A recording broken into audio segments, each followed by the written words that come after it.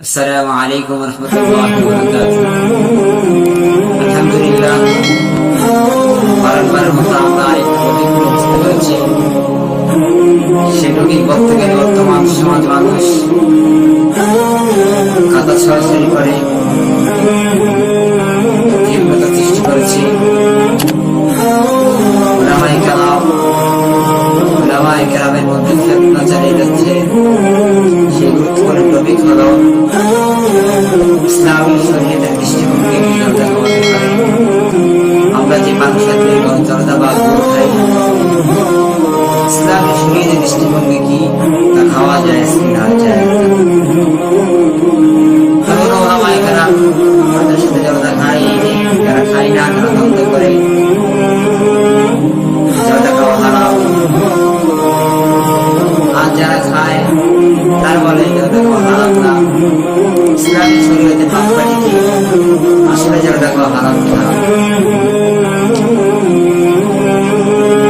অনেক জিনিস কোরআন হাদিসের মধ্যে কোরআনে পাওয়া যায় না, দেখতে হয় হাদিসের মধ্যে। হাদিস যদি না পাওয়া যায় তাহলে দেখতে হয় ফকিহের কিতাবের মধ্যে। ফকিহের অনেক কিতাবের মধ্যে পাওয়া যাচ্ছে ইসলামী শরীয়তের দৃষ্টিভঙ্গিতে মানুষের সাথে আমরা যে জনতা বা খাই সেক্ষেত্রে কোনো বিধিনিষেধ শরীয়ত প্রয়োগ করেনি। যদি শরীয়ত প্রয়োগ করেনি তাহলে সেটা খাওয়া মুবাহ বা বৈধভাবে বিধিত। তবে যে জিনিস শরীরের জন্য ক্ষতিকর হবে, আমার বিশ্বাস, আমার ধারণা, আমি যথাখানি আমার শরীরের ক্ষতিকর হবে, ওই জিনিস খাওয়া না যায়। আর যদি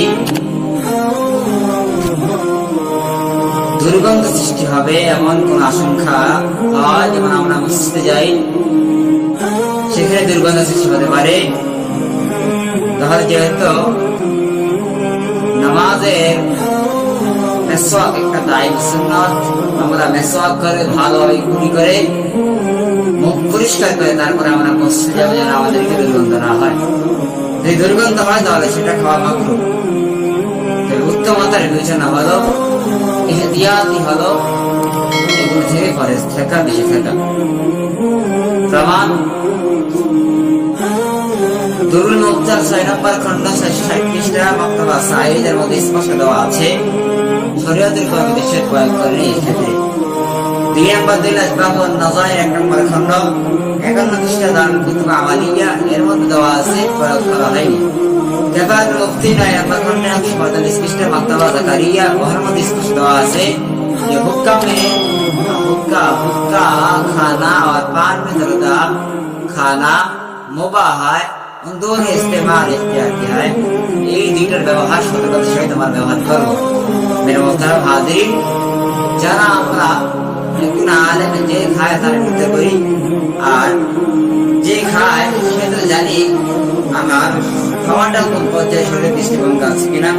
ইনশাআল্লাহ আমরা সেটা রক্ষা করবো, শরীয়তের দৃষ্টিভঙ্গি মেনে চলার চেষ্টা করবো, মানে বিদ্বেষ চেষ্টা পোষণ করবো না। যে খায় সে খাওয়া কোন সমস্যা নাই, যেহেতু এটা খাওয়া শরীয়ত আমাদেরকে বলতে পারে স্বীকৃতি প্রদান করছেন। হাজিরিন, আজ থেকে আমরা কোনো কলহ দ্বন্দ্ব সৃষ্টি করবো না, সমাজের মধ্যে ভ্রাতৃত্ববোধ সৃষ্টি করবো, একজন আলেম আরেকজন আলেমের মহব্বত মিলে রাখার চেষ্টা করবো। ইনশাআল্লাহ একদিন না একদিন আমাদের এই ইসলাম, আমাদের এই সমাজের ঐক্যতা ইনশাআল্লাহ করবে। মেরে মোহতারাম হাজিরিন, আমরা আর কেউ এই জিনিসটা নিয়ে, যে পানের সাথে জয়তা খায় বা গোল খায়, এই জিনিসটা নিয়ে আমরা কেউ আর দ্বন্দ্ব জ্বালাবো না ইনশাআল্লাহ।